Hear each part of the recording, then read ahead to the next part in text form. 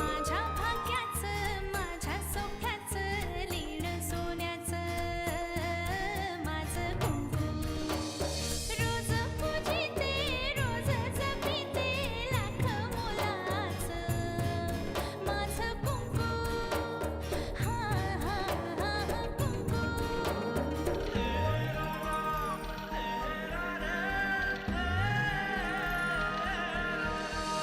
मन माझे घर झाले त्याचे मोर स्वप्नाचा दारी नाचे शब्द त्याचे अमृताचे स्पर्श त्याचे चांदण्याचे त्याच्या श्वासाचे त्याच्या डोळ्याचे गुज सांगते माझं कुंकू हा हा हा कुंकू हा हा हा कुंकू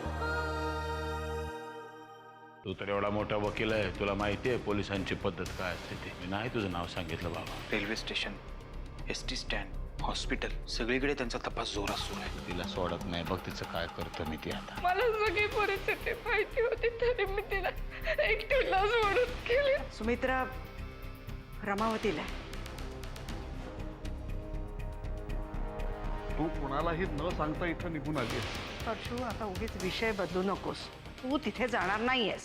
दादा बाबा तू बोल काय ते, मला न्याय दे. मला वाटतं तूच तिला आणायला जावंस.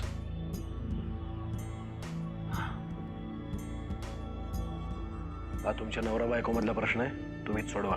मला खात्रीच होती तू माझीच बाजू घेणार. पण तू एकटा जाणार नाहीस.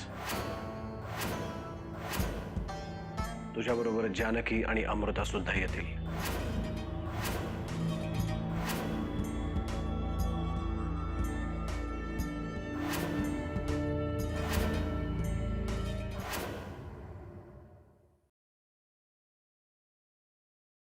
काय हो असं डोक्याला हात लावून का बसलायत?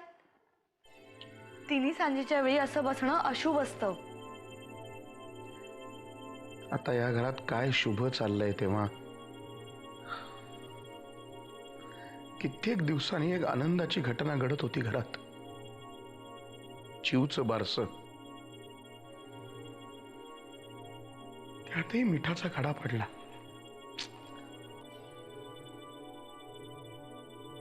हे बघा, जे काही झालं ना तो काही अपघात नव्हता, हे होणारच होतं. तेव्हा व्हायला नको होत. या घराला शिमगा काय आणि दिवाळी काय दोन्ही सारखंच. त्यामुळे तुम्ही काय इतकं वाईट म्हणून घेताय? आपल्या घराला कोणाची तरी नजर लागली का?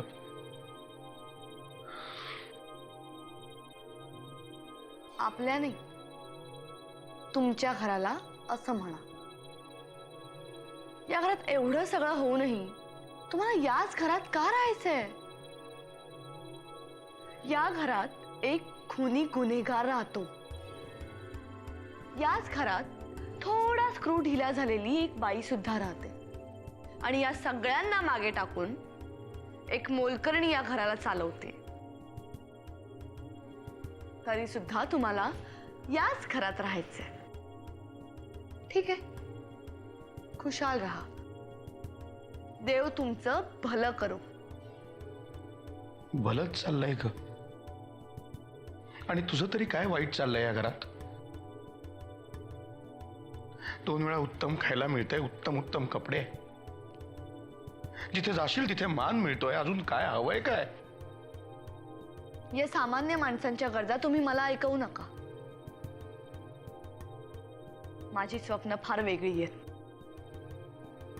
आणि एक ना एक दिवस घरच्यांना माझ्या स्वप्नांची दखल घ्यावीच लागेल. पण त्यामुळे तू माझ्या मागे का सतत भुणभुण करत असतेस? तू एक काम कर, या घराच्या भिंतींना किंवा या दार खिडक्यांना खोटे कान लावून घे. हा? आणि मग त्यांच्याशी बोलत बस, काय वाटेल तितका वेळ. माझी तरी सुटका होईल यातनं. उद्या या घराचे सर्व हक्क एका ठेवलेल्या बाईच्या अनवरस मुलाकडे जाणार आहेत, हे जरा लक्षात घ्या. प्लीज, तू आता इथून जाशील? थोडा वेळ मला शांत बसू दे. प्लीज.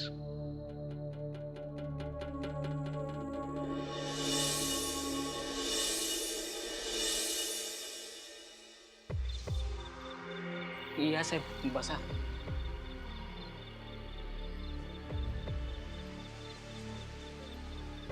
बसा साहेब. हो. तू काय मला पाहून घाबरलास की काय? हो हो साहेब, तुम्हाला पाहून घरातले प्रत्येक जण घाबरतात. खरेपणाची भीती प्रत्येकाला असतेच. तुम्ही बसा साहेब, मी मोठ्या साहेबांना निरोप देऊन आलो.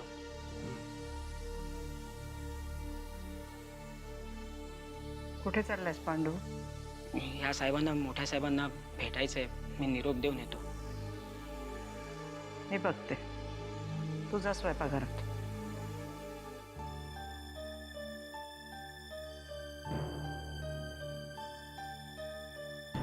नमस्कार आत्याबाई. नमस्कार. मग आता आणखी काय? सगळ्यांच्या जबाने घेऊन झाल्या. गुन्हेगार शोधण्यात तुम्हाला अपयश आलं. जगापुढे व्हायला नको होता तो सगळा तमाशा झाला. मग आता आणखी काय? आत्याबाई, मी आत्तापर्यंत माझ्या कुठल्याच कामात अपयशी झालेलो नाहीये.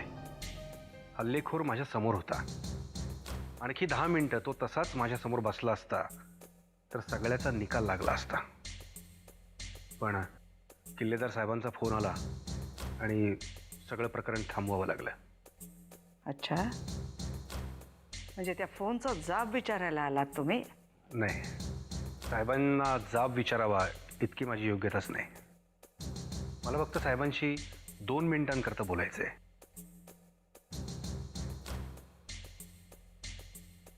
प्लीज.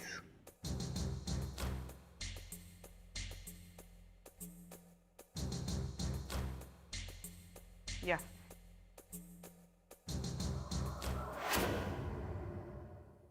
नरसिंह, हे मोरासकर, आज एकटेच आलात. पाऊस फाटा कुठे तुमचा? आणि आज कोणाकोणाची गचंडी धरून येणार आहात? नाही साहेब, मी माझं कर्तव्य बजावलं होतं आणि आणखी एक कर्तव्यच बजावायला मी इकडे आलोय. तुम्हाला माझ्याशी बोलावं असं वाटलं याबद्दल मी तुमचा आभारी आहे. साहेब, तुम्ही तुमच्या भावाला नाही, एका गुन्हेगाराला पाठीशी घालताय. आणि तोही एक असा गुन्हेगार जो पुन्हा केव्हाही तुमच्यावर पलटवार करू शकतो. तो माझा भाऊ आहे. हो, आणि कदाचित त्यामुळेच तुम्हाला या प्रकारातलं गांभीर्य अजून लक्षात आलेलं दिसत नाहीये. नाती कशी जपायची ते मला कळतं. नाही, मला तुमच्या नातेसंबंधाच्या आड यायचं नाहीये. फक्त एवढंच सांगावंसं वाटतं की प्लीज एकदा पुन्हा विचार करा आणि कायद्याला आपलं काम करू द्या. जाऊ शकता तुम्ही. ओके, जशी तुमची इच्छा. पण जर काही मदत लागली तर नक्की मला सांगा. नक्कीच. कारण तुमच्या प्रामाणिकपणाविषयी माझ्या मनात तसूभरही शंका नाही. Thank you sir. Thank you very much. And please take care of your self.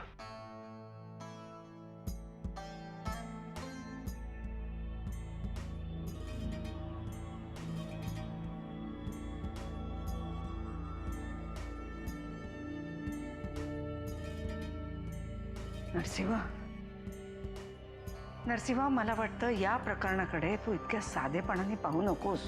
तुला काय म्हणायचंय? परशू डोळ्यात पाणी आणून जे काही बोलला ते पटतंय तुला? बघा ते बाई, मला फक्त एवढंच माहिती आहे, तो माझा भाऊ आहे. पण तो तसं मानतोय का? ते बाई, परशू बदललाय. मी परशू बदलण्यापूर्वीच्या त्याच्या कृत्याबद्दल बोलतेय. ते बाई, तू बघितलंस ना, तो किती पोटतिडकीने बोलत होता. त्यातून सुमित्राने फक्त त्याला पिस्तूल घेऊन बाहेर जाताना पाहिलं, गोळी घालताना पाहिलं नाही. आणि परशूच्या पिस्तुलातून गोळी सुटली नाही हे सुद्धा आता सिद्ध झालंय. त्याच्या सगळ्या गोळ्या तशाच आहेत. तू सांगतोयस तसंच असावं असं मलाही वाटतंय. आणखी एक गोष्ट आतेबाई, स्वतःच्या डोक्यावर पिस्तूल रोखून परशूने चाप ओढला. जर मी 1 सेकंद जरी उशीर केला असताना तर काय अनर्थ झाला असता. म्हणजे तुला असं ठाम वाटतंय? 100%. गोसाव्याला पकडण्यात आलेलं अपयश ते परशूच्या माथी मारतायत. आणि आत्याबाई, जानकीच्या कुंकवाचं कवच आहे ना मला. अरे कवच कुंडल होती म्हणून कर्ण वाटेल त्या युद्धात नाही उतरला. आपल्याला सावधगिरी बाळगायला हवी. मला परशुबद्दल खात्री आहे.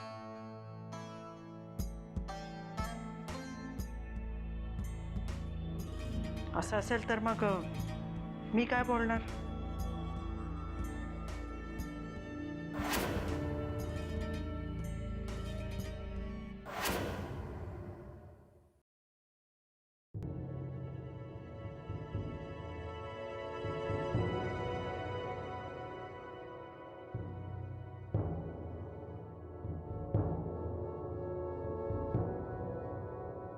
तू का आलायस इथे? हा, मला माहितीये तू ना त्या अस्वलवाल्याला फितूर आहेस. हो, चालता हो इथून, जा.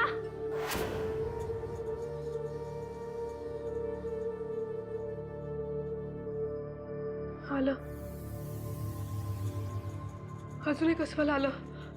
पळा रे पळा, अस्वल आलं.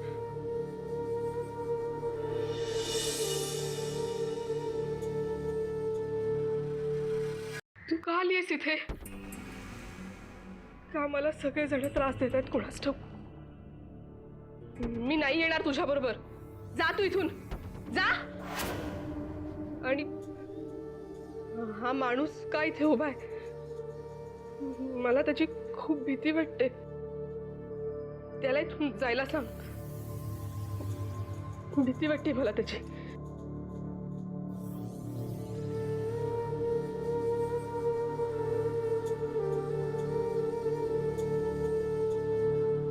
पुजारी काका,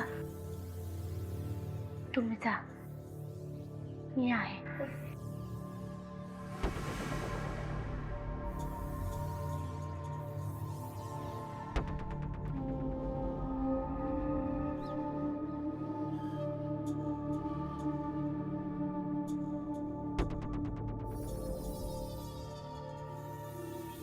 सुनीताई, अगं मी आहे. का अशी स्वतःची फरफट करून घेतेस तू? हं? आणि तुझ्या बरोबर जेवची सुद्धा. कारण बाकुलबुवा सुटलाय आणि तो आता मला नाही सोडणार. दादांना नाही सोडलं त्यांनी, तो मला कसं काय सोडेल? सुमिताई, अगं मी असताना तू कशाला कसली काळजी करतेस? तुझ्या तान्या बाळाला टाकून आली आहेस तू. मी हात जोडते. माझ्या बाळाला माझ्याजवळ आणून सोड ना. मी काही काम करेन आणि तिला वाढवेन, पण आम्हाला दोघींना एकटं राहू दे अगं. नाहीतर तो नीच माणूस आहे ना, तो आम्हाला मारून टाकेल. असं का बोलतीयस तू? अगं बाकीच्या माणसांचा पण विचार कर. तुला जेवची काहीच काळजी वाटत नाहीये का?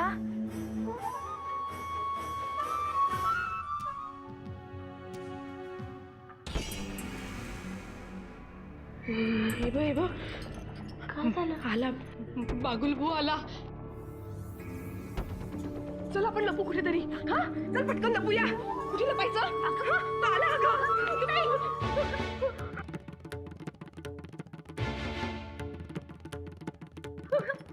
अगं कोणी नाहीये.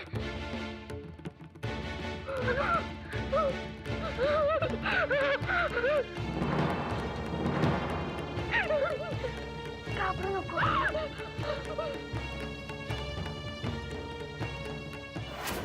नुसते उभे काय राहिला आहेत? जे बोलायचं ते बोला ना पटकन.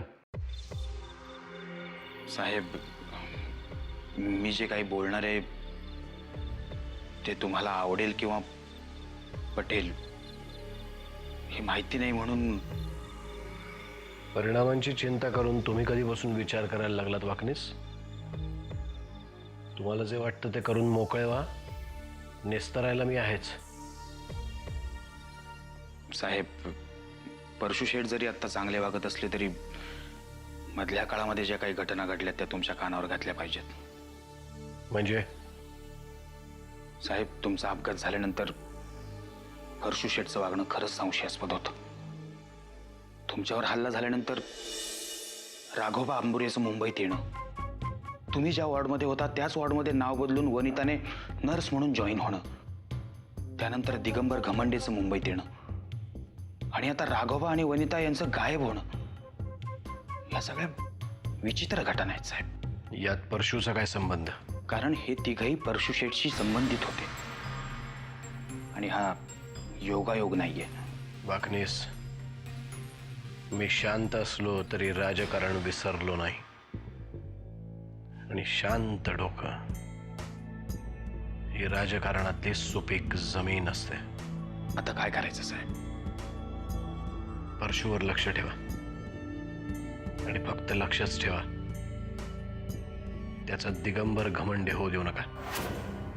घरात व्हीलचेअर मध्ये बसून असलो तरी मुंबईच्या किनारपट्टीवर आदळणाऱ्या प्रत्येक लाटेची खबर असते मला.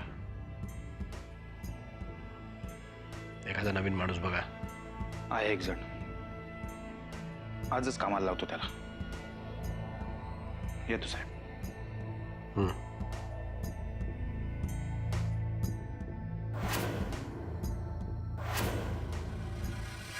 घाबरू नको, मी आहे ना सुमिताई. तू मागून उभं आहे का मला? कोणी नाही आहे सुमिताई. तुम्ही का आला तिकडे? तुम्हाला मी म्हटलं होतं ना मी बोलवल्याशिवाय येऊ नका म्हणून. रावलं नाही म्हणून आलोय. माझ्याबद्दल काय काय बोलली? कसं राहणार? घाबरली आहे ती. तुम्ही जा इकडून. काय झालंय? घाबरायला काय झालंय? राक्षस आहे मी का? मला 2 शेंग आहेत का? शेपूट आहे का? मला दाताचे सुळे आले? घाबरायला काय झालंय? मी काय म्हणते, गप बसा वहिनी तुम्ही. आता मला तुम्ही अडवू नका, आधीच सांगतो.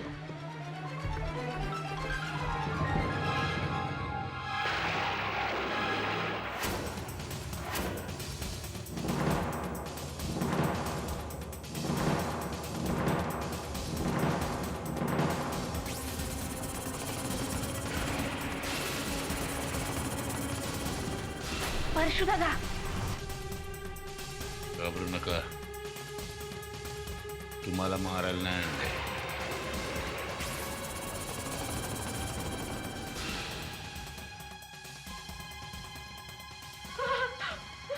सुमित्रा जर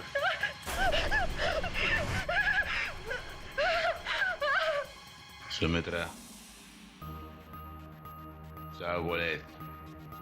6 इथं माझ्या छाताडात उतरव.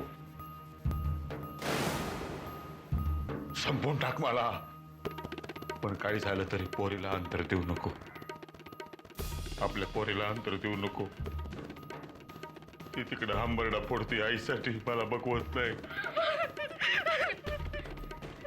हे घ्या, हे घ्या. तिची समजूत काढताय का तिला घाबरवताय? काय काय बोलते मला? तरवेशी बोलते, भागुलबुवा बोलते. माझ्या चारित्र्यावर डाग आहे ते, जे चारित्र्य मी इतकी वर्ष प्रयत्नपूर्वक सांभाळलंय.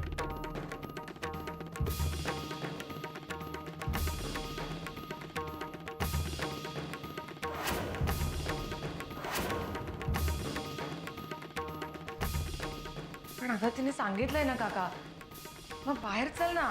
नाही जाणार. आता मी इथून नाही जाणार. मी सुमित्राच्या पाया पडेल. माझं डोकं तिच्या पायावर आपटे. पण तिला घेतल्याशिवाय मी इथं जाणारच नाही.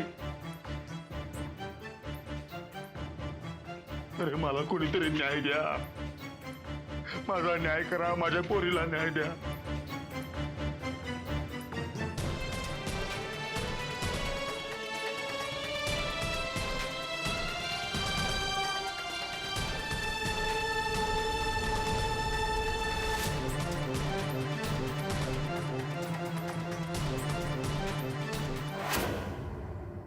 फोटो घे.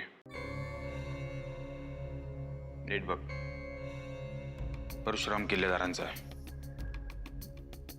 काय करायचं? उडवायचा का? डोकं फिरलं काय? सांगतो ते नीट ऐक. फक्त लक्ष ठेवायचं 24 तास. अंगाला हात नाही लावायचा का? खूप महत्वाचा माणूस आहे. तुला सुपारी देत नाहीये. काय करतो, कुठे जातो, कोणाला भेटतो, माहिती काढायची. काम होणार साहेब? खूप वर्षांनी काम देतोय तुला. बघू तुझ्या अंगात पूर्वीची रग आहे का.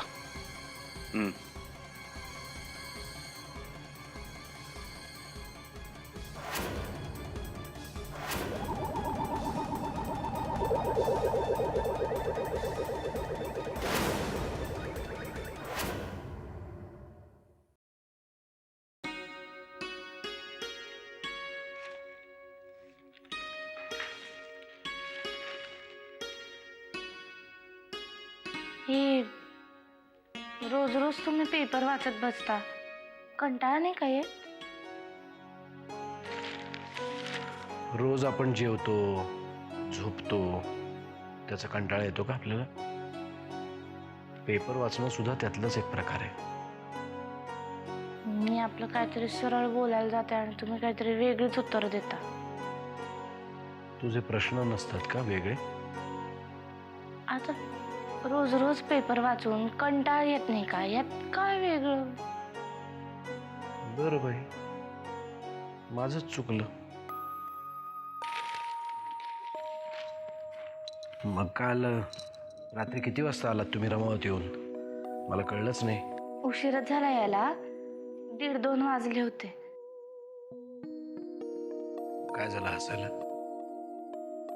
मी आले ना तेव्हा एखाद्या लहान बाळासारखे गाढ झोपला होतात तुम्ही.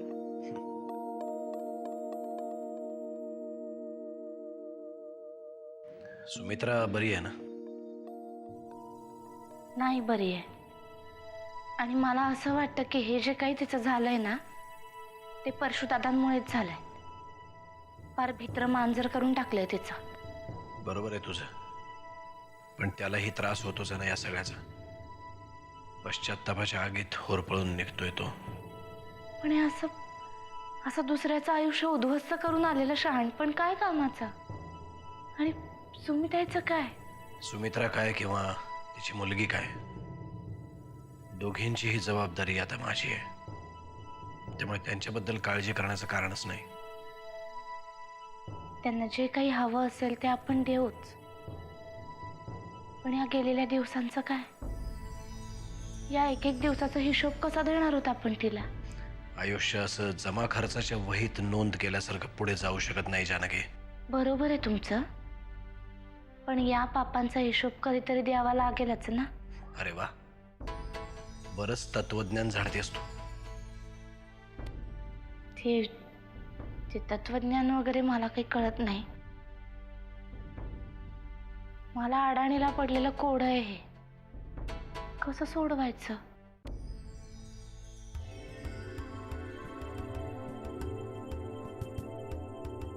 भाऊजी, मला तुमच्याशी एका अत्यंत महत्त्वाच्या गोष्टीवर बोलायचं आहे. बोल की. मला तुमच्याशी बोलायचं आहे.